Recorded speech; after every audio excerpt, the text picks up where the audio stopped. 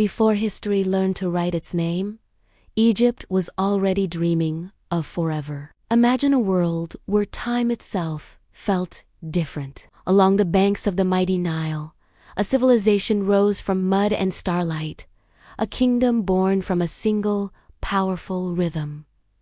The river was their lifeblood. It flooded with a predictability so perfect, so divine, that the people believed the gods themselves breathed through its waters. This annual miracle didn't just nourish the soil. It nourished a belief system that would echo for millennia. From this profound connection to the natural world emerged the pharaohs. These were not mere kings or rulers as we might understand them. They were living bridges, conduits between the mortal realm and the heavens, tasked with maintaining cosmic order.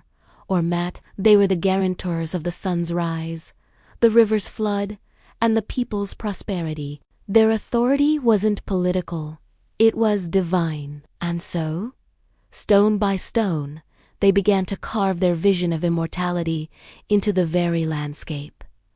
The pyramids weren't just tombs. That's too simple a word. They were resurrection machines.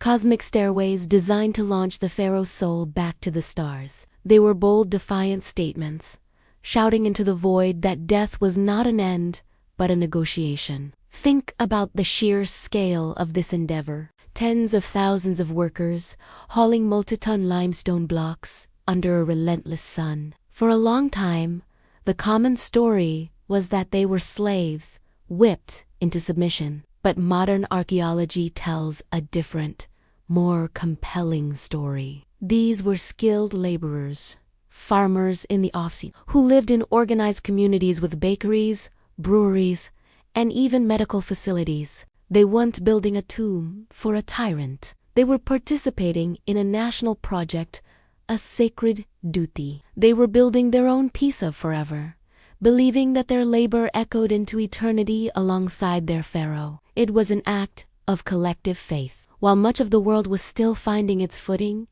Egypt was mastering time. They weren't just watching the sky. They were mapping it with incredible precision, developing a 365-day calendar that is the direct ancestor of the one we use today. They looked at the human body not just as flesh and bone, but as a complex system. Their medical papyri reveal an astonishing understanding of anatomy, surgery, and remedies. They were performing brain surgery, setting bones, and documenting illnesses with a clinical eye. And their engineering, it remains a source of wonder. How did they quarry, transport, and lift those massive stones with such accuracy? The Great Pyramid of Giza is aligned to true north with a precision that modern technology would find challenging.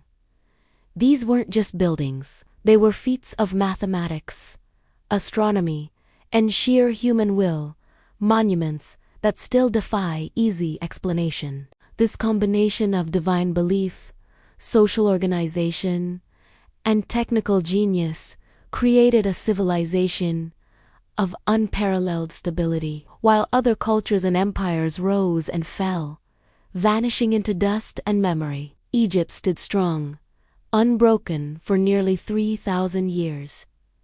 Think about that.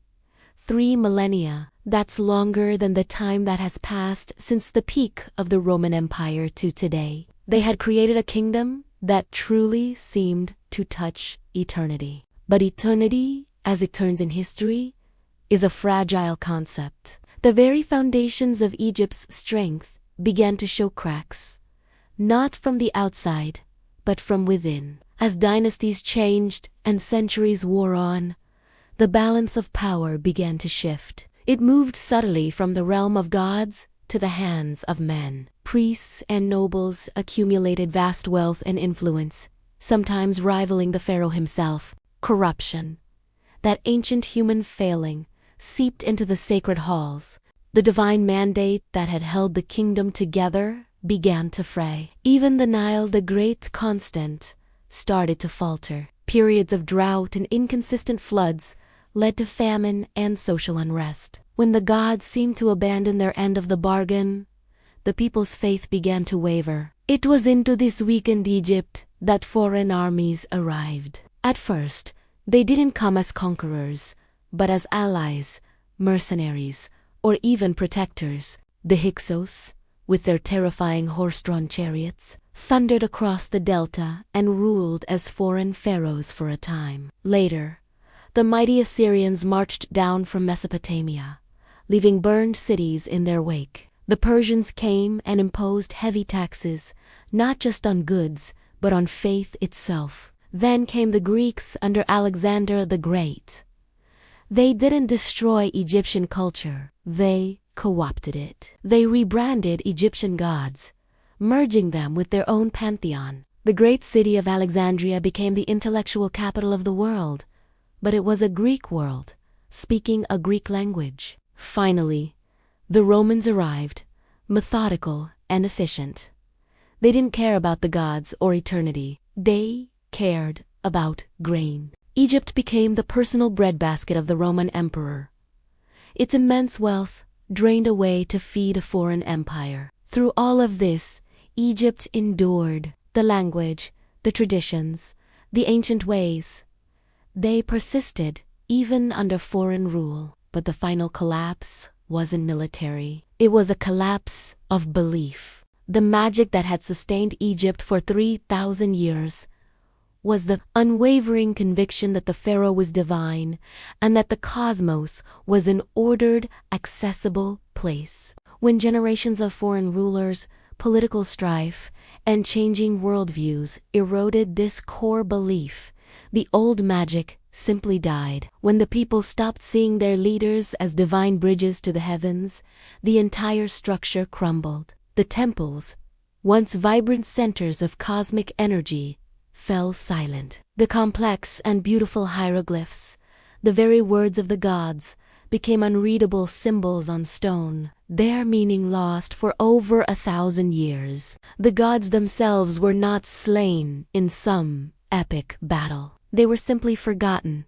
ignored into oblivion. By the time Cleopatra, the last pharaoh, took her own life, she was ruling a kingdom that was Egyptian in name only. It was a Roman province, a shadow of its former glory. The kingdom that had dreamed of forever had become a memory. Yet, even in its silence, Egypt speaks. Its stones tell a story that is more than just history. The rise of this incredible civilization teaches us how shared belief, purpose, and vision can build wonders and unite a people to achieve the impossible. Its long, slow fall serves as a timeless warning, showing us what happens when power outlives purpose, when institutions lose their meaning, and when belief itself fades away. Some empires conquer land, leaving behind borders on a map, but ancient Egypt did something far more audacious.